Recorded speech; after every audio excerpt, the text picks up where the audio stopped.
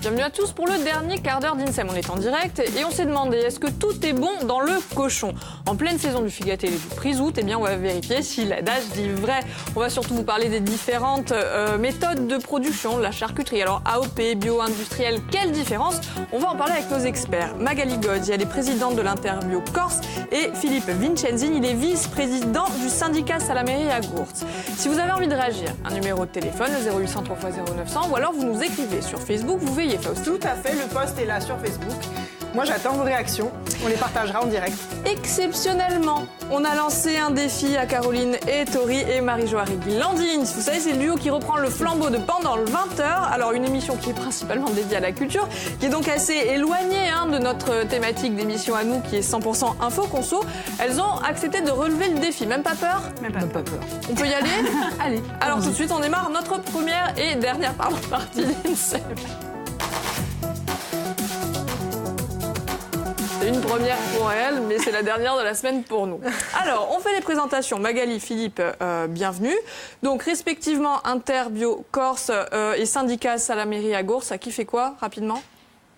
Alors, moi, l'Interbio Corse, président de l'Interbio Corse, qui est l'association de développement du bio en Corse. Et pour vous, Philippe? Alors moi, je suis vice-président du syndicat Salamerie à Gourtz. On s'occupe de tout ce qui est prise-août, ou COP, à Elonze ou en AOP, et de la défense de nos intérêts. D'accord. Alors, si vous êtes là avec nous, c'est vraiment pour nous parler de la filière porcine, puisqu'il y en a une. En revanche, il y a plusieurs méthodes de fabrication de charcuterie. Alors, lesquelles? Tout à fait. On voulait éclaircir un peu ça, parce que pour le consommateur, c'est pas toujours évident. Et donc, il y a au moins 3 méthodes de fabrication de charcuterie ici en Corse. La charcuterie fermière, c'est-à-dire que le producteur élève ses cochons de la naissance jusqu'à la transformation. C'est lui qui fait la charcuterie à partir de porcs élevés sur sa ferme. Ensuite, la charcuterie artisanale, là, c'est un transformateur qui peut acheter des cochons ou des carcasses ou de la viande et transformer et faire sa charcuterie, en étant, bien entendu, déclaré à la Chambre des métiers. Et ensuite, la charcuterie industrielle, c'est quand on franchit une autre étape, c'est-à-dire qu'au niveau de la quantité, l'atelier artisanal ne suffit plus, on en fait beaucoup plus, on en fait sur l'année, et là, c'est une petite usine. D'accord. Alors, il y a la fabrication, puis il y a la vente, qui peut être aussi différente. Tout à fait. On connaît la vente directe essentiellement sur les petits producteurs, les fermiers, qui va évoluer en fonction du nombre d'intermédiaires pour arriver à la vente dans les grandes et moyennes surfaces. Alors, maintenant qu'on a parlé des méthodes de fabrication, prenez des notes, ça va se compliquer parce que y a les labels. Donc, les labels de qualité, en gros, il y en a 2.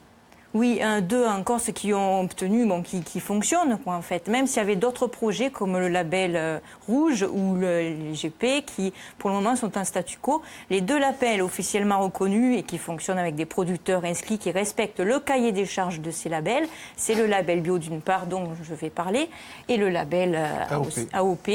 Donc, appellation d'origine protégée. Voilà. D'accord. Donc, l'idée, c'est de répondre à un cahier des charges. Oui, qui est très strict pour le bio, parce que ça demande à avoir des bêtes qui sont sur des parcours avec une très faible densité à l'hectare. Alors attention, là vous parlez sous... Là tu parles, tu montes Philippe. Parce que je suis les deux en fait. Ah oui, Philippe deux, est à la fois bio et AOC. Non, c'est pas Philippe qui est bio, c'est sa charcuterie. Mais il respecte j'en suis sûre qu'il est bio. Moi aussi. Voilà. Donc en fait, c'est 2 cahiers des charges très pointus, effectivement, avec des contrôles externes qui vérifient si les conditions sont respectées. Donc en bio, l'alimentation des porcs ne peut être que bio. C'est-à-dire que les céréales, l'aliment qui va être donné aux porcs, les châtaignes et les glands, sont tous bio, certifiés bio. Et après, au niveau des additifs, il n'y a pas d'additifs chimiques. Et tous les produits, les ingrédients supplémentaires, le sel, le poivre, le vin rouge, le jus de laurier, tout ça, c'est bio. Donc à la fin, le produit sera sans produits chimiques, garanti. Alors, quelle différence avec le cahier des charges de l'AOP? Alors, le cahier des charges AOP, en fait, quand il a été mis en place, on s'est basé sur une race de cochon, qui est le porc austral, qui a été reconnu en 2006, et ça a débouché sur un AOP en 2012. Donc, il y a beaucoup de travail qui a été fait derrière ça, parce que ça a été le premier AOP sur une charcuterie en France. Donc l'INAO qui a mis le cahier des charges avec nous a été très très strict parce que c'était le premier cahier des charges en AOP et en fait on produit comme il y a 100 ans. Donc une race de cochon, on ne peut pas croiser avec d'autres races venant du continent et nos charcuteries sont composées donc la viande du cochon, sel et poivre. Il n'y a pas d'autres ingrédients. Avec des temps d'affinage à respecter pour vraiment faire ressortir donc toute la saveur de nos produits. Donc vous, Philippe, vous avez décidé de respecter les 2 cahiers des charges? Les 2, oui. Oui, les 2 parce que on a commencé à être bio depuis 1971. Donc mon père a fait de la châtaigne. Et quand le cahier des charges bio a été mis en place au milieu des années 90, donc on respectait les conditions. Donc on s'est mis en bio et on a dit toutes les productions qu'on va faire à la suite de ça, parce qu'on s'est installé avec mes frères au début des années 2000, on va le faire en bio, parce que nous sommes vraiment de véritables militants du bio et des produits corses. Donc on a associé le bio et les produits corses. Et on est content d'avoir fait ces choix. Ouais. Je pense aussi. Il y a eu d'autres tentatives de label. Alors le label rouge ou l'IGP, où on en est? C'est un statu quo, c'est un cours d'évolution, je pense, mais... Pourquoi c'est pas encore... C'est compliqué, c'est long? Ah, je sais pas, j'ai pas géré ce dossier. Notre syndicat a fait opposition, même si c'est un mot qu'on n'aime pas. Et donc c'est pour l'instant, c'est au point mort. C'est l'INAO qui a le dossier en main. D'accord. Alors, cette année, ça va être un petit peu plus difficile que les autres années de répondre à tous les critères du cahier des charges à cause de la sécheresse et, en l'occurrence, aussi du CNIPS. Le CNIPS, alors, le CNIPS est arrivé il y a 6 ou 7 ans. Donc, on est en train de le dompter, si on peut dire, parce qu'on devait vivre avec, grâce donc, à un autre syndicat, qui est le syndicat des castagniculteurs de Corse, pardon. Et on commençait à avoir les premiers résultats en termes de récession du CNIPS. Et cette année, malheureusement, 6 mois de sécheresse ont fait que les châtaignes étaient plutôt rares. Donc il y a certains éleveurs... On peut faire évoluer... On peut faire évoluer le cahier des charges, même si le cochon en finition a le droit aussi bien à la châtaigne qu'au gland. Donc chez nous, on a les 2 arbres, mais il y a des régions où ils n'ont que du châtaignier. Donc pour eux, pour la sécheresse et le CNIPS, ça devient compliqué. Oui, c'est plus difficile. Donc le cahier des charges peut évoluer, donc toujours en liaison avec l'INAO. Alors, moi, je vais le dire, mais c'est Magali qui me l'a soufflé. Il est important de souligner que tous les modes de production ne s'opposent pas. Oui, tout à fait. Il y a de la place pour tout le monde au niveau du marché et les productions sont complémentaires. C'est-à-dire que les 2 premières, enfin, essentiellement la production fermière, elle est hivernale. Et en saison estivale, souvent les producteurs fermiers n'ont plus rien à vendre. Donc il faut aussi de la charcuterie de bonne qualité pour les estivants. Et là, c'est la charcuterie industrielle qui prend le relais essentiellement pour pouvoir assumer en offre. Donc on est juste là pour éclairer le téléspectateur sur ce qu'il mange. Alors pour faire de la charcuterie, une réaction de Richard qui nous dit « J'ai goûté de la charcuterie bio, j'ai eu l'impression qu'elle était moins grasse que celle qu'on mange traditionnellement ». Alors, est-ce que c'est possible? C'est possible, mais ça dépendra d'une part du bio peut-être, parce qu'en bio, on utilise beaucoup plus de céréales et peut-être que l'aliment est un peu moins riche, donc le cochon prend moins de gras. Ça dépend quand même essentiellement de la race qui est utilisée. Donc, s'il a goûté de la charcuterie moins grasse, c'était aussi peut-être parce que la race utilisée était une race qui était plus bouchère, donc où le cochon avait stocké moins de gras. Et ça dépend in fine du mode de fabrication, parce que, bon, bio ou AOC, il y a quand même le savoir-faire du charcutier qui rentre beaucoup. Voilà, et la sélection des morceaux. C'est-à-dire que plus vous allez mettre du gras dans votre figadelle ou dans votre saucisse, plus le produit va être gras. Le coup de main est important. Hein. Tout à fait, il est primordial. Ça va les filles? Très bien. Bon, vous mangez, vous, de la charcuterie? Oui, bien sûr. Bah, évidemment, pas de question. Alors, on poursuit. Pour faire de la charcuterie, il faut un cochon, évidemment. Et pour faire de la charcuterie corse, est-ce qu'il faut un cochon corse? Bonne question. Alors là, c'est moi qui vais répondre. Oui, il y a cette race qui a été reconnue en 2006, le porc noustral, des croisements ne sont pas acceptés. Donc on travaille avec cette race, on va dire, pure.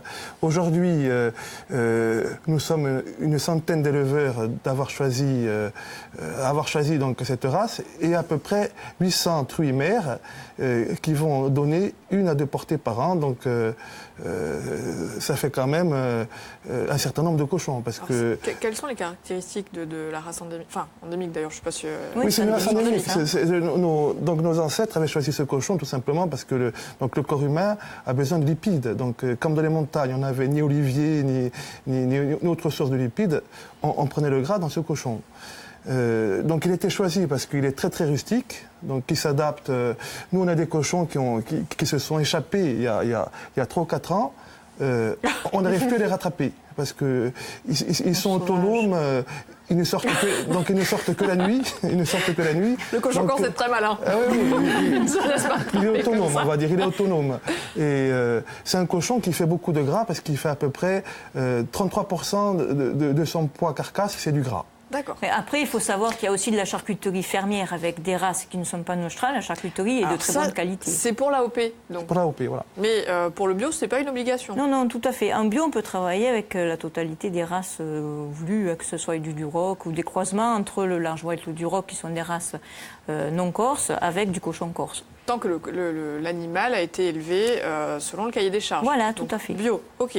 Alors, on est en pleine saison d'abattage. Ça a commencé quand? Donc, généralement, ça commence fin octobre et ça finit avec les premiers jours du printemps. D'accord. Donc, ça va être valable cette période? Pour la charcuterie fermière, pardon. Parce qu'après, pour la charcuterie industrielle, on va en fabriquer toute l'année. Donc, du coup, les cochons vont être abattus toute l'année. D'accord. Donc, ça, c'est valable AOP en bio. Hein. C'est en gros cette période. AOP, c'est en gros, comme il faut 45 jours de finition à la châtaigne et au gland, c'est entre le 20 novembre et le 31 mars. Est-ce que les bêtes doivent forcément être abattues en Corse? Oui. Ah oui. On peut rapatrier des carcasses? Non. Mais pour l'artisanal et l'industriel. Oui. Les cochons corses ne sont pas autorisés à quitter la Corse parce qu'on a des maladies qui ont disparu sur le continent. Et vu notre mode d'élevage extensif en Corse, bon, c'est pas des maladies graves, hein, mais on ne peut pas faire sortir nos bêtes. Bah justement, au niveau de la réglementation sanitaire, quelles sont les règles auxquelles sont soumis les producteurs, donc bio ou AOP? Alors, sur la réglementation sanitaire, l'abattage dans un abattoir agréé est obligatoire, quel que soit le mode de fabrication. Ensuite, il y a des contrôles vétérinaires sanitaires sur les carcasses, c'est-à-dire toute carcasse présentant des symptômes de maladie est systématiquement écartée de la consommation humaine. D'accord. Mais il vaut mieux éviter les doutes, puisqu'on rappelle que quand même c'est un produit qui n'a pas été cuit, a priori. Il y a ça au niveau de l'abattoir et également au niveau de la fabrication, des analyses sur produits finis qui sont obligatoires. Allez, il nous reste à peu près 1 minute, que la charcuterie soit bio ou en AOP, corse évidemment. C'est surtout une histoire de goût. C'est quoi les caractéristiques de la charcuterie insulaire? La vraie charcuterie corse. Alors, quelle couleur elle a, quelle goût elle a? Elle est bonne. Elle est bonne, évidemment. Si on parle de charcuterie corse aujourd'hui, elle ne peut être qu'AOP. Parce que c'est des Coop, Alonso et Prisout où c'est déposé. Donc c'est des temps d'affinage, c'est des couleurs et c'est surtout des saveurs. En tout cas, on vous remercie d'être venu. Ce qu'on peut dire, c'est 2 rendez-vous rapidement. Tout à fait, 2 rendez-vous à prévoir. Le 27 janvier, c'est à Ghisonacci, c'est au bar Aterraz que ça se passe avec une soirée bio où on mettra en valeur à Robe Pourcine. Et puis un autre rendez-vous, voilà, un peu plus loin. Fin février, début mars, c'est le salon de l'agriculture à Paris. Oui, voilà, les rendez-vous sont pris. Un autre rendez-vous, c'est pendant le 20h. Oui. C'est ce soir? À quelle heure? Ce soir, 20h05. Et c'est tous les jours, du lundi au vendredi. Du lundi au vendredi. Nous, on se retrouve lundi. Passez un excellent week-end à tous. Merci Faustine de m'avoir accompagnée. Merci Célia. Entraînez-vous pour le trail. Allez, à lundi. Ciao.